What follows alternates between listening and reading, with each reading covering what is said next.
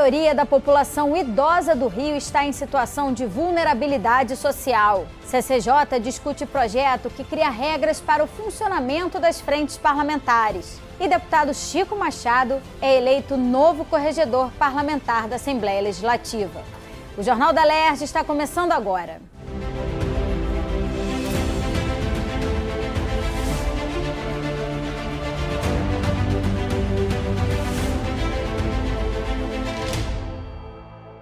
Boa noite. O Rio de Janeiro é o segundo estado com a maior parcela de população idosa do país. Cerca de 17% dos habitantes têm mais de 60 anos. E segundo o Ministério Público Estadual, a maioria está em situação de vulnerabilidade social. A questão foi debatida nesta quarta-feira em audiência pública da Comissão da Criança, Adolescente e Idoso da Alerj. O encontro reuniu autoridades e sociedade civil para debater políticas públicas para a pessoa idosa no estado. De acordo com a promotora de proteção ao idoso, é urgente a necessidade de programas e ações, tanto na área da saúde quanto no acolhimento e segurança. Ela informou que até abril deste ano, a ouvidoria do Ministério Público contabilizou cerca de 600 notificações de violência contra a pessoa idosa. E é fundamental mudar esse cenário e garantir a dignidade dos idosos no estado. Existe hoje uma carência de políticas públicas, seja na área da saúde da pessoa idosa, seja na área da assistência social da pessoa idosa, e isso faz com que haja um número maior de situações de violência contra essas pessoas idosas. São muitas notícias de situações de negligência, muitas notícias de situações de violência psicológica, abuso financeiro, e aí a gente precisa lançar luz para esse problema. O secretário estadual de Juventude e Envelhecimento Saudável afirmou que o governo está atento a essa realidade e vem reformulando alguns projetos, como o Disque Idoso, e desenvolvendo uma série de ações para serem implementadas ainda este ano. Segundo Alexandre Esquerdo, o envelhecimento populacional torna necessário estruturar toda a rede de atenção e cuidado para atender de forma integral as necessidades dessa população. A gente quer realizar ainda esse ano os nossos CRAPs, que é o nosso Centro de Referência à Atenção à Pessoa Idosa. É um projeto, a gente quer retomar o nosso Disque Idoso. A gente também está discutindo sobre isso com os entes que vão participar, Ministério Público, Defensoria Pública, a própria comissão, Polícia Militar. A gente quer ter um Disque Idoso muito ativo, resolutivo aqui no nosso estado do Rio de Janeiro. A gente tem a Caravana do Idoso, a gente vai comemorar a Semana do Idoso. Então, para esse ano de 2023, as expectativas são as melhores. É uma determinação do governador Cláudio Castro que a gente faça entrega, realizações e políticas públicas para o idoso, né? Para a pessoa idosa em todo o estado do Rio de Janeiro. O presidente da comissão fez um balanço positivo da audiência e destacou a importância de dar efetividade às leis e programas já existentes para a população idosa do estado. O parlamentar, que é de Volta Redonda, lembrou que a cidade é referência nacional em políticas públicas voltadas a essa população e ressaltou que já vem compartilhando essa experiência com o governo do estado para desenvolver um trabalho conjunto de envelhecimento saudável do Rio de Janeiro. Também precisamos de ações, né? Não adianta só ouvir e não praticar. Nós temos que colocar tudo que for ouvido aqui em ação. Eu fui secretário por 15 anos lá em Volta Redonda de assistência social e fizemos um trabalho de excelência na política da pessoa idosa. É claro, contando com o apoio do prefeito Neto.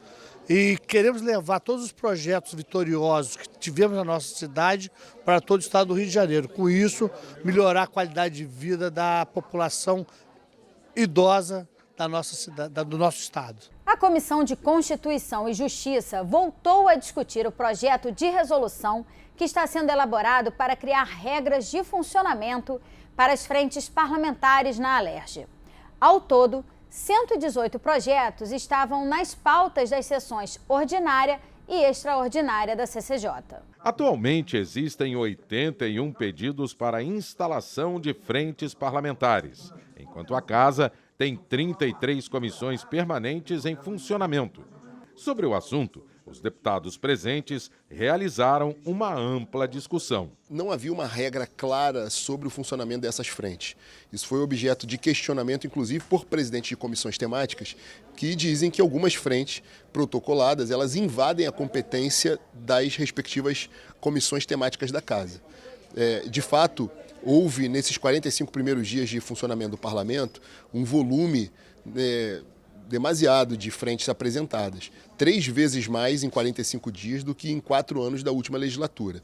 Isso mostra uma avalanche de frentes que, segundo o entendimento e crítica de alguns, seriam frentes justamente para conflitar propositalmente com o funcionamento de comissões temáticas. O fato, independente da discussão, é que a matéria precisa ser regulamentada pela Assembleia Legislativa.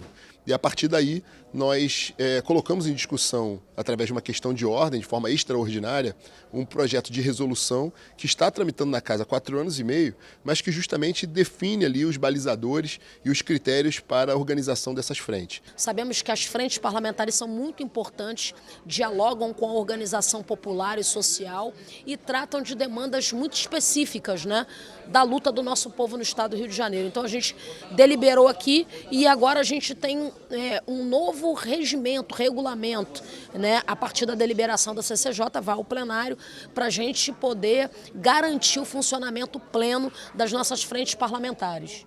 Para agilizar a pauta da sessão extraordinária, foi acordado entre os parlamentares a votação em bloco das propostas que tratavam da pandemia do Covid. A Assembleia Legislativa saiu na vanguarda. Foi a primeira Assembleia Legislativa do Brasil que adotou os trabalhos remotos. Nós tivemos uma intensa produção legislativa, reconhecemos a gravidade da doença, nós perdemos 2 deputados na casa. Agora, a pandemia passou. Então, assim como a Assembleia Legislativa foi a primeira Assembleia do Brasil a sair na vanguarda no enfrentamento da pandemia, nós também hoje fomos a primeira Assembleia do Brasil a reconhecer que a pandemia passou.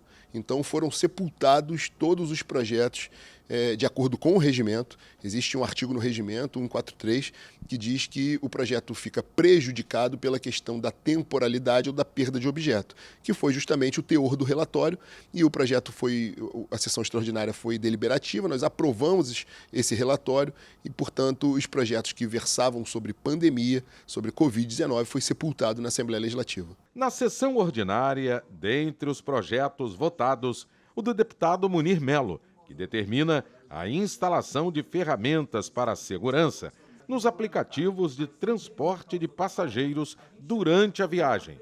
A relatora foi a deputada Verônica Lima. Já tinha um outro projeto anterior, a gente deu um parecer, né, pela anexação, mas a gente sabe que hoje a gente dispõe de muitas ferramentas de tecnologia, né, nos aplicativos para garantir a segurança dos nossos usuários. Isso é muito importante, quer dizer, as pessoas que utilizam esse meio de transporte diariamente precisam se sentir seguras e as iniciativas dos parlamentares é muito boa nesse sentido.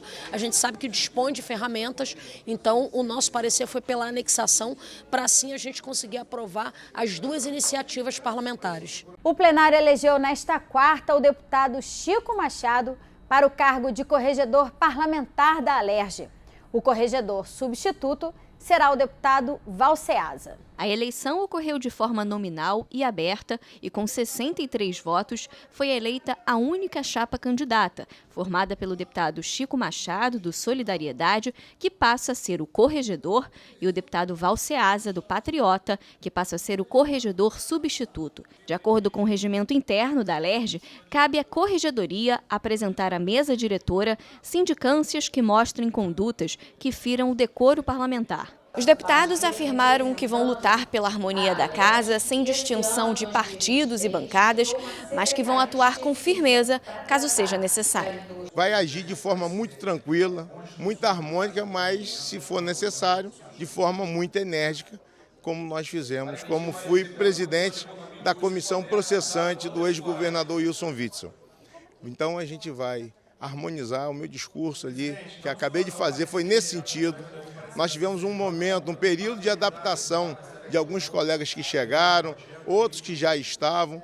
Aquela questão ideológica, obviamente, vai existir, mas o que não pode ter é agressão física e nem verbal um contra o outro. Nós temos que trabalhar mais para o povo, esquecer aquela ofensa física, moral, nós temos que respeitar um outro, porque a casa aqui ela está muito atribulada e nós temos que tentar a conscientização para a gente unir aqui para lutar pelo povo do Rio de Janeiro. Os deputados também analisaram uma proposta apresentada pela deputada Célia Jordão, que estabelece diretrizes para o estímulo às atividades desenvolvidas para a geração de emprego, renda, qualidade de vida e arrecadação de impostos decorrentes da reciclagem de embarcações, plataformas e equipamentos de apoio do setor offshore. Segundo o texto, o próprio governo do estado será responsável por implementar um plano estratégico para o desenvolvimento da economia do mar, que inclui a indústria naval e de óleo e gás e que vai conceder benefícios fiscais para atividades relativas à reciclagem de embarcações e à reutilização de materiais.